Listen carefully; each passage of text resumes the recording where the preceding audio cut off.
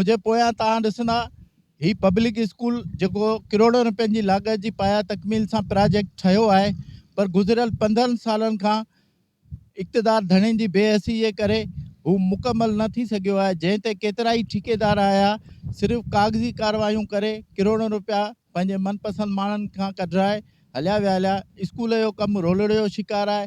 न उते 15 सालनि खां का तइलीम आहे, न उते को 15 सालनि खां का एक्टिविटी थी आहे। ॾींहों ॾींहुं स्कूल जी हालत इहा आहे जो स्कूल मुकमल तौर सां हाणे खंडरात बणिजी वियो आहे ऐं उते आस पास जा मक़ामी माण्हू हाणे रहण लॻा आहिनि। मनपसंद माण्हुनि खे ठीका ॾियण करे हू कुझु वक़्तु कमु करे करोड़ों रुपया कढाए हितां हलिया विया।